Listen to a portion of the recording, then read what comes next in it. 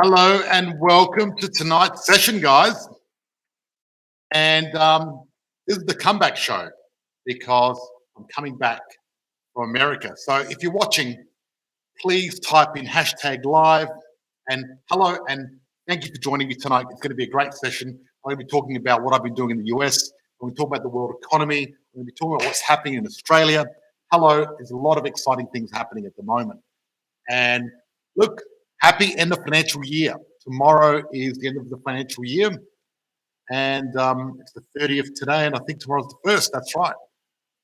So now I'm waiting for my co-host Belinda. I'm just going to send her a quick email and ask her to come and join us because it's always more fun when Belinda comes and joins us. Don't you reckon? You've got the invite. Bye. Yes. So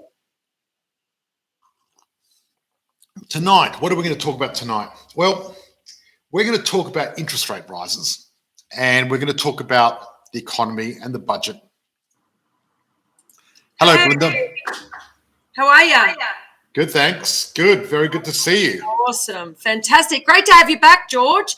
Back in Australia. Amazing. Yeah, thank you. So, look, it's the end of financial year, right? And I want to talk about the federal budget. All right, let's go. Yeah, but before I do that, I've got a bit of a confession to make. What's your confession? I confess this in America, but I don't know if our Australian audience has heard this yet. Uh-huh. Okay. This is the confession. We were having a bit of a chat. I was in America. We were having a meeting with a bunch of business people from around the world, very successful property investors. Yep. And we got to hang out at Newport Beach and Huntington Beach for about 3 or 4 days together. It was really good. Yep. And we were talking about relationships, right? And we started talking about, how did you meet your partner and why did you marry him? And then I've had a few drinks. So I've said, look, I'll be honest. I married my wife for money. Really? And that's my confession. I married Christina for money. Because everyone thought she married me for money because she's 20 years younger, but it's the other way around. Haha. Now, I'll explain. Let me explain, though. Go for it. Okay, so before I married Christina, I went on a lot of dates and things like that. And, what would happen is I'd go out for dinner or lunch or do something. I'd be working because, you know me, I was always hustling. And the girls would get upset about, why are you working? You should take time off. And they would never support me trying to go for my goals or becoming better. And one thing I found early on with Christina when I met her, she really loved what I was doing, that I wrote a book and that I was helping people invest in property, and she loved it. And she actually wanted to talk about it. She didn't mind if I talked business because, there's people in this world, they separate business and pleasure. But to me, I think, success is where you don't separate them and when you don't know if you're working or you're having fun. Yep, that's it. Absolutely. But technically now I'm working, but you're enjoying yourself. Well, it comes back to that whole idea that, if you enjoy what you're doing, you're not really working. That's right. So I want to just ask the audience, do you think it's okay that I married my wife for money? Because I really think when you marry someone, you want to marry someone that brings out the best in you. Correct. Right? And that's what Christina does. She pushes me. I'm like, I'm a millionaire. She goes, I don't want you to be a millionaire, be a billionaire. It's great. Absolutely. I'm definitely not a billionaire. And she's supportive. Yeah. Of what you're doing. And she's, your right-hand woman. Look, behind most successful men is a good, strong woman anyway. So what are you talking about? What? Absolutely. I think that's very true. And that's the whole point, because if you want to be successful, you need someone that's going to push you and help you become successful. And the challenge is with lots of people, right? I'm just going to get my iPad out here. The challenge with a lot of people is, people out there, you probably know this because this happened to me when I first started. When you're first starting investing and when you're trying to better yourself, a lot of people around you don't actually appreciate it. Yeah, absolutely. And a lot of people tell you not to do it. Yeah. Right? And we have a lot of that. What happened to me. Sorry? We have a lot of that kind of tall poppy syndrome in Australia. Yeah. Exactly. And I found when I first started investing, people saying, "Oh, it's too risky, don't do it," and they were saying like, you're going to lose your money. Now, the one thing I can't stand is people that have never done something giving other people advice on how to do it. And Correct. like, for example, I've got a video that says how to cut your mortgage in half. Yep. Right. And I talk about how you can do interest-only loans, how you get to use an offset account, your credit card, and by using the right structure, you can pay off your loan quicker, right? And I've literally helped hundreds and hundreds and thousands of people do this successfully. Absolutely. And, I mean, Christina's auntie, welcome back, George. Thank you so much. Christina's auntie, she paid off her mortgage in 3.5 years. I know. I've had people pay it off in 3 years, 4 years, 5 years.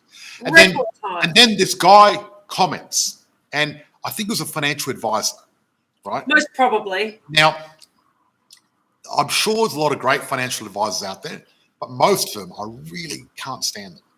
Yeah. But financial advisors, they got their suit on, they're behind their big desk, and they've got the big watch on, right, and some couple of gold rings or whatever, and then you come and see them, and they're like, "Yep, this is what you should do. Put your money in stocks, blah, blah, blah," right? Most people have lost money in stocks. Yeah, that's right. The fact of it. But also, not only that, the fact of it is, I mean, these people are saying, "I'll teach you how to retire," but they're doing 80 hours a week behind a desk in a suit. I mean, who are they to? Yeah, exactly. That's the kind of advice you want. They go, "Don't go interest only. You'll never pay off your loan." Well, hello. I'm saying cut it in half, pay it off even quicker, right? Yeah. They've been brainwashed by the stock market and the banks, and they do as they're told, right? But the fact of it is, if people don't walk their walk, F them. Tell them where to go. Simple. Yep. Let's not frog them. Yep. So what does this cup say? World's best boss. Yes. Belinda bought that for me. I think she uses it most of the time. She does. She does. Exactly. So absolutely. So debt. At the moment, there's a lot of fear around debt. Yes. Right? Now, I want to talk about good debt and bad debt. Great, let's do it. Because you should fear bad debt, but you should embrace good debt. That's right. And if you've got to be smart enough to know the difference. Yep. Because you don't want to follow the crowd that's just scared and going, "Oh my God, I'm scared of debt. I'm scared the property, interest rates are going up and blah, blah, blah, blah, blah." Right? So what we want to do is really want to say, "Hey, have you got good debt or bad debt?" Because you've got bad debt, you should worry. But regardless of interest rates, you should worry about bad debt. That's right. Regardless of interest rates, you shouldn't worry about good debt. So it's not the actual interest rate that matters. It matters about the structure and the nature of your debt. Let's talk about bad debt. So I was just about to say, for the people out there that don't know the difference between this. I'll give you bad debt, right? So bad debt is getting a Prada handbag, Gucci, a Rolex watch, right? And look, some people say, "Oh, it's an investment." It's not an investment, and I'll explain why later. Going on holiday, buying a house to live in, getting a fancy car. How about a jet ski? Getting a jet ski, all that sort of stuff. That's bad debt. I'll tell you good debt. The best debt is education, making yourself better. There's one thing in your life that's going to be around all the time. Your biggest asset is you. Yes. Absolutely. Best investment. The second biggest asset is your property portfolio. Yes. Right? So people that are the wealth investors, they spend their money on education, on their health, on experiences, not on objects, on experiences. That's right. And then they invest their money, and that's what they do. That's right. They tell you, when you leave school, get a job, pay taxes, and save your money, right? That's because the system's there to do that, because it's fractional banking. The banks want you to save your money because you put your money in the bank. For every dollar you put in, they can lend out 10. It's called fractional lending. Yes. Right? But the real smart people are the people that borrow money from the bank. for good investments, not bad investments. Well, you're never going to save yourself rich, are you, or wealthy? You're never going to save. It's just not unless you leverage You can't that save money. yourself rich, no. And you can't work your way there either. Yeah, absolutely. We've had a few questions come through. Are Yeah, you right? you read them out, and I'll just Okay, get great. in them. So I'm going to just take my top off. Okay. We've got a 700K home loan. Home mortgage with 160K in the offset. Are you there? Do we use the 100K for a deposit? Do we use the 100K on a deposit for another rental, or leave it in the offset account and pay down the home loan at the moment? Excellent question. Okay, this is the deal. Henry Ford, he said he'd rather have 1% of 100 people than 100% of one person, because he understood the power of leverage. So the wealthy investors understand the power of leverage. So when you buy an investment property, if you do it properly, you get the property, the tax, the bank, the tenant doing all the heavy lifting for you, right? So if I had 160 in offset account, I would want to use that as a deposit for 2 houses, right? But only one at a time, and doing it safe in the right structure and the right property. And then I'll have 2 houses paying off my house. Yeah. Because the more people you've got paying off your house for you, the better. Yes. I've got over 40 people paying my house off. Yes. Now, doesn't matter. I mean, your 160K in the offset account is excellent. And I always say to people, have money in your offset account as a buffer. So don't go skimp. Always have a buffer, because having a buffer is good. However, the more properties you have, if they're the right structure, the right type of property, the quicker you're going to pay off your mortgage, the quicker you're going to make money. Absolutely. So well done for having 160 offset account. Excellent. Yeah, that's great. And okay, because what's going to happen is inflation's going to eat away your loan. Yeah. Your loan's going to disappear. So don't worry about your loan. Don't worry about paying off your loan. Inflation will eat away your loan. That's the fact of it. Yep, absolutely, 100%. Excellent, excellent. I said tradies driving 150K work truck when 50 will work just as well. Yeah, exactly. That's talk about good debt and bad debt. Tradies are notorious for spending big dollars on these amazing utes that look amazing. And yes, I don't think it's going to make. I don't think $50,000, $150,000 car is going to make a difference to the women. They can't tell the difference anyway. No. Usually. Absolutely, absolutely. So good. I mean, our topic tonight was, end of financial year. End of financial year. Yes. So what I want to do is talk about end of financial year and talk about what's happening with the economy. Yep. Let's get stuck into it. Because that's the important part. So what I'm going to do is I'm going to see if I can get this presentation up and share my screen for people. Great. Let's do a little prezzo. We like little prezzos. Yeah, absolutely. Learning. Love learning. Don't know how to go full screen, but doesn't matter. Surely. Should be able to. Yep. I've got a Google Slides. Yep. Wouldn't have a clue how to make it big, but no, it's good enough. Hey, perfect. Okay. Great. Let's do it. Let me share my screen.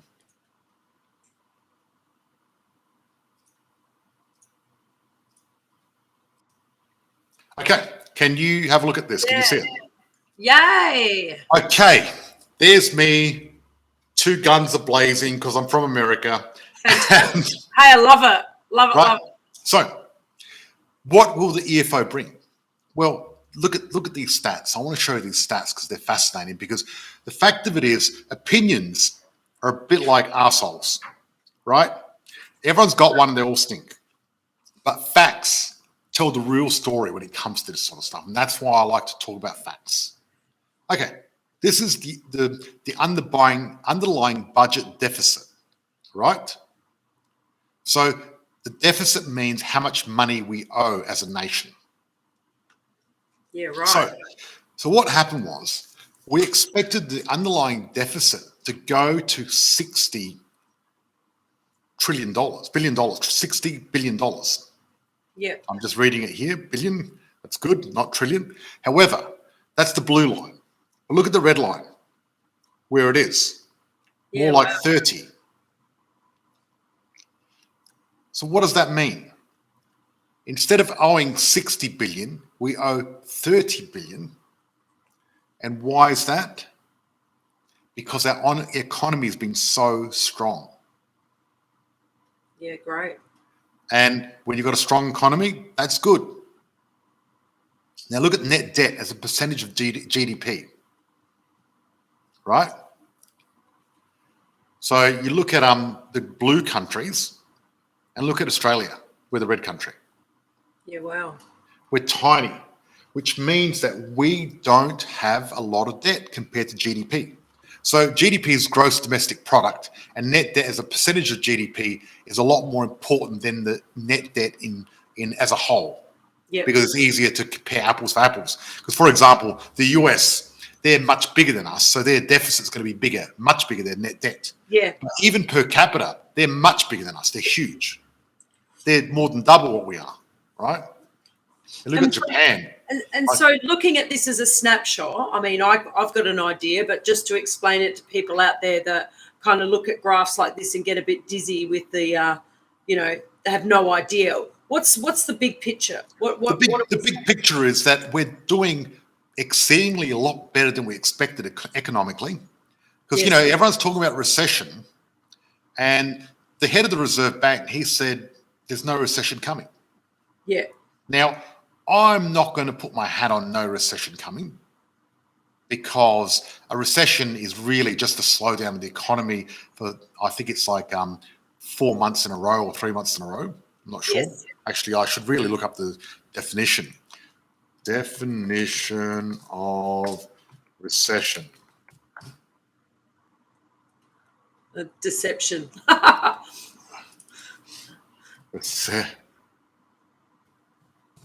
Recession.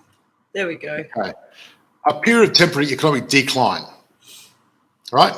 In 2 successive quarters. There you go, right?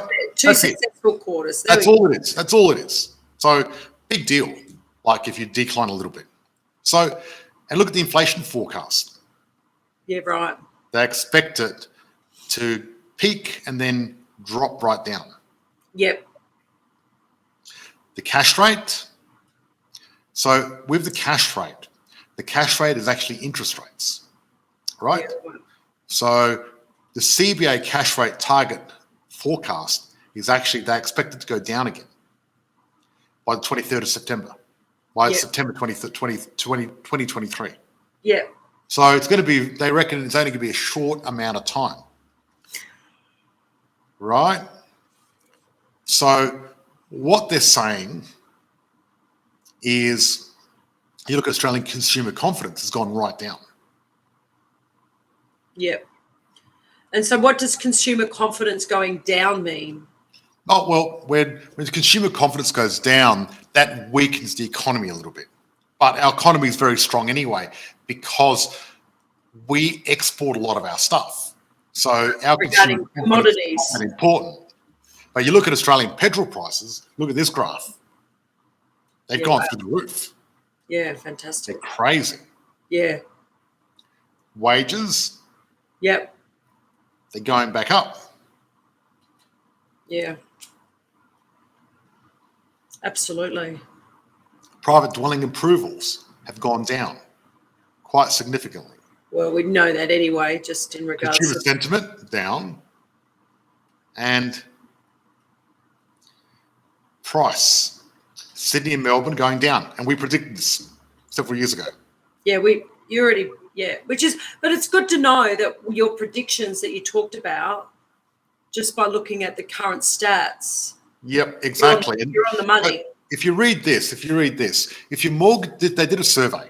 If your mortgage repayments increase as a response to expected interest rate rise in 2022, how would this affect you? Now have a look at what people have written down. Do you want to read that out? What have people have written? Cut expenses, experience mortgage stress, refinancing, locked in fixed rates, relocate, absorb, increase, none of the above. There you go. So the biggest one is cut expenses. Yeah, exactly. That's what 53% of people will do. That's all. So that's what I wanted to show you. And you look at this, our population. Look at our population down here, 2019. It went negative 30,000. Yep. It went down. And now, look out that big, now it started to go up again. We're going to start getting 250,000 people. Migration. You can see the population change started to go back up again. Yeah. Right? Net So overseas migration. That's great for investors because these people, this population growth means we need more rentals, we need more housing. Exactly. But look at this graph. This is called construction insolvencies. Yeah, fantastic. And look what's happening. Well, it's not fantastic. It's sad. No. So I'm saying fantastic that you've got these great stats. Yeah. So the fact of it is, so you can be clear. Construction insolvencies trending up means there's more and more builders going broke. Yeah, right. Right? So they're saying the house construction industry is set to fall.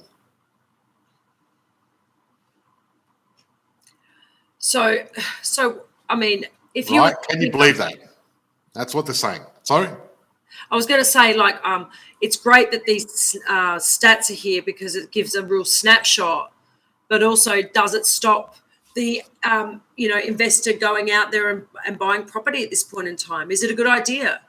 Well, look, I showed that snapshot. The economy is good, sentiment's down, population's going back up. But if construction industry is set to fall, and apparently there's going to be a lot of challenges there. So the deal is one thing I'm saying to investors now, it's an excellent time to invest, but this is a time where you're going to be super careful. Yeah.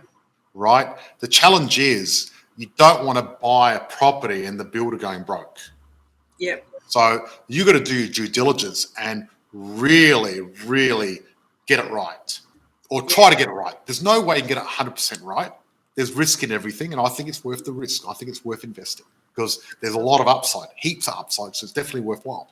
Yep. See, the difference between the poor people and investors, right, wealthy investors, is poor people, they'll buy the lottery week in, week out, every week, right? Yep. Knowing that there's a 99.9999999% chance they're not going to get anything. There's an infinitesimal little chance they might become millionaires, right? And, the poor people, you know what they did? They all went in on cryptocurrencies. Yep. Right? And look what happened. That's it. It's got destroyed. But you know what the smart investors do? The first thing they want is they want to make sure they don't lose their money. That's number one rule.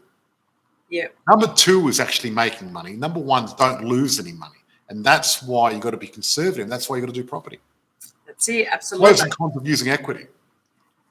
Look, we've got 1 minute left and then we've got to go to our live with our members only. So the pros and cons of using equity will have to wait till next time then. Sorry. Next week. Sorry.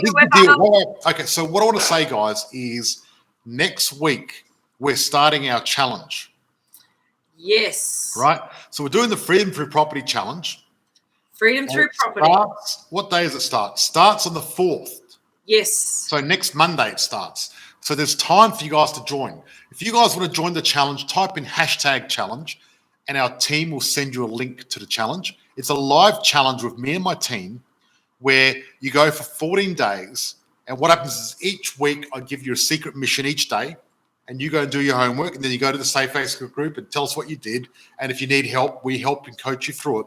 And by the end of it, you've got $1 million game plan, and you know exactly what you need to do when it comes to investing. So if you want to join us, type in #challenge, and I'll see you on the challenge. Thank you for joining me. I'm going to see you next Thursday night again, but we're going to go to our group now and start doing that. Stay good. Happy amazing year, and I'll see you next financial year. Yep, absolutely. Okay. No worries. Okay, no worries. Bye-bye. See you at the shirt.